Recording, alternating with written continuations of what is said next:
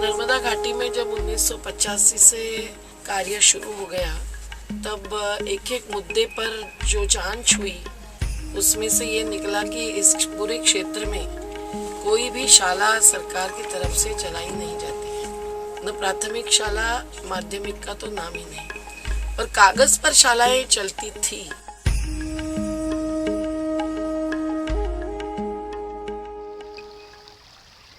हमने सरकार को वारंवार विनती की थी कि हमारे बच्चे पढ़ाई होना चाहिए और पढ़ना चाहिए, रहना चाहिए। ये सब हमने विनती की थी कि बच्चे को कोई पढ़ाते नहीं होते, और गुरुजी जिंदा 26 जनवरी 15 अगस्त का दिन आते थे, इसका बाद में गुरुजी नहीं आते थे। कई शाला डूब भी गई। जब डूब आई तो चिमलखड़ी की शाला में बच्चों ने ऐसा सामना किया उभरते पानी का कि एक बाजू बिजा जुगला राया की मौत हो गई थी, जिन्होंने कहा था कि पानी चढ़ेगा तो मैं दम तोड़ूंगा, और उन्हीं की जमीन पर शाला बसी हुई थी। तो बच्चों ने शाला छोड़ना मना कर दिया। पुलिसों ने खींचकर बच्चे जो छत पर चढ़ के बैठ गए और डूबेंगे पर हटेंगे नहीं नारे देते रहे, उनको खींचकर पूरा पहाड़ चढ़ाकर ऊपर लेकर पुलिस कस्टडी में रखा जब तक डूब नहीं उतरी तब तक। ये बच्चे हर बार आंदोलन में शरीक होते गए। वहाँ महाराष्ट्र के कई बच्चे पढ़ने के लिए गए, तो हमारे गांव वाले भी सोचे कि हम भी पढ़ने रखे बच्चों को। तो हमारे माँ बाप ने हमको पढ़ने के लिए महाराष्ट्र जीवनशाला में भेजे। दीदी आई मेधा पाटकर, और सोचा कि अपने मध्य प्रदेश के भी महाराष्ट्र में जाते हैं बच्चे सीखने के लिए, तो अपने गांव में भी स्कूल खोलना चाहिए जीवनशाला। उधर पढ़ेंगे तो उधर तो महाराष्ट्र भाषा में पढ़ाई होती है, तो अपने एमपी में इधर खोलना चाहिए करके 2004 से नर्मदा बादल में जीवनशाला चालू की है। 2004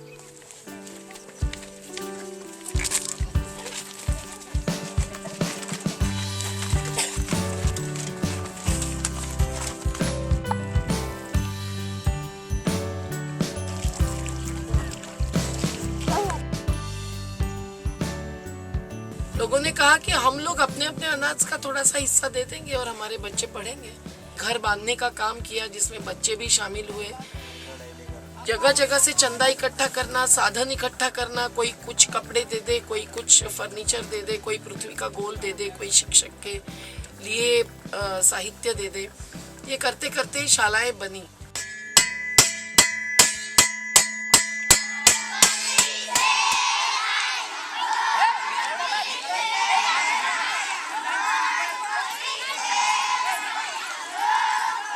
खैरा बादल का सबसे पहला बैच स्टूडेंट मैं हूँ, और बहुत सारे बच्चे हैं वो भी आगे पढ़ाई कर रहे हैं। जीवनशाला में हम पढ़ाई करके हमारे माँ बाप की मेहनत से, हमारी मेहनत से, आंदोलन की मेहनत से, हम अपनी खुद की मेहनत से पढ़ाई किए हैं। हम सरकार से एक भी रुपया नहीं लिए।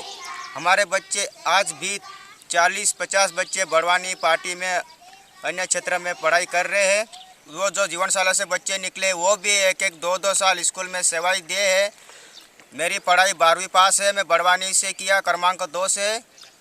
और फिर मैंने सोचा कि इस जीवनशाला में शिक्षक की कमी थी, तो मैंने सोचा कि स्कूल में पढ़ाना चाहिए। यहाँ तो दूसरा शिक्षक नहीं मिलता, क्योंकि यहाँ सेवा करना है, मात्र 2500 रुपये है, और अपना बच्चों का भविष्य सुधरना चाहिए। ऐसा सोच के फिर मैंने सोचा कि स्कूल में पढ़ाना चाहिए। तो मैंने 2012 से शिक्षक का काम करता हूँ नर्मदा जीवनशाला में।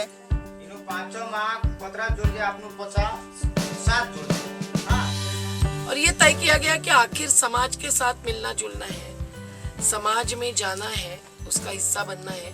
तो जो सार्वजनिक अभ्यासक्रम है उसके साथ साथ इसको हम एक्स्ट्रा करिकुलर एक्टिविटीज कहते हैं। उसमें खेती है, उसमें बच्चों की शिक्षा चित्रकला, शिल्पकला के द्वारा है, कुछ साधन बनाना है, आंदोलन के बारे में पढ़ना और आंदोलन के कार्यक्रमों में शामिल होना है। ये सब भी बच्चों को आना चाहिए, वो एक अभ्यास क्रम का ही, पाठ्यक्रम का ही हिस्सा मानना चाहिए।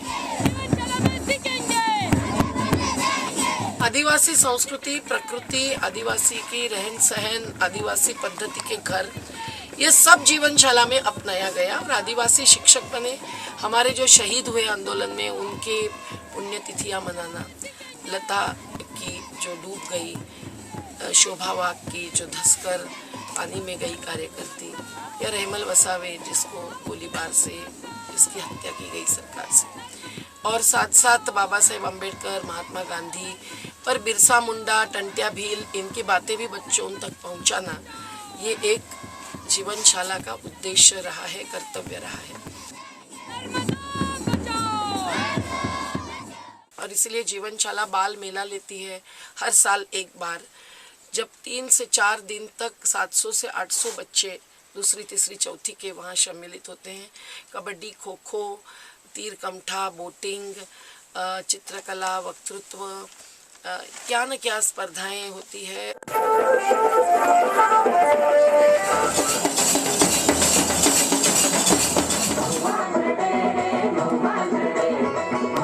इतने बच्चे जो कि एथलीट्स भी बने हैं, 15-20, एक को 17 गोल्ड मेडल्स मिले हैं। ऐसे आदिवासी क्षेत्र के बच्चे हमारे बेस्ट रनर्स होने के कारण क्रीड़ा प्रबोधिनी में महाराष्ट्र में कहीं अपना शिक्षा का पुरस्कार पाते हैं और बाल मेला में भी अपना प्रावीण्य दिखाते हैं।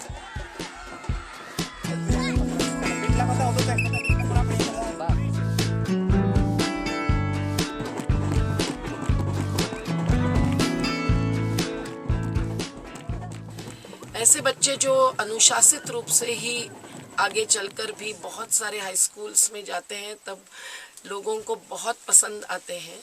एक प्रकार से सामाजिक प्रबोधन के साथ बड़े होते हैं। और इन्हीं में से 25-30 बच्चों के लिए एक छोटा छात्रावास नर्मदा नवनिर्माण अभियान, जो नर्मदा बचाओ आंदोलन का ही एक पूरक हिस्सा है, वो चलाता है। और हम देखते हैं कि 4-4 जिलों में से जब क्रीड़ा प्रबोधिनी की स्पर्धा में चुने जाते हैं 3-4 जिलों में 2 बच्चे, तब वो हमारे ही हाई स्कूल के ही नहीं, हमारी जीवनशाला के नहीं, हमारे छात्रावास के होते हैं। ये पिछले साल भी हुआ, इस साल भी हुआ। तो कार्यकर्ता, शिक्षक, पालक, गांववासी सब मिलकर इस जीवनशाला की पूरी प्रक्रिया को आगे बढ़ाना हमारा कर्तव्य है।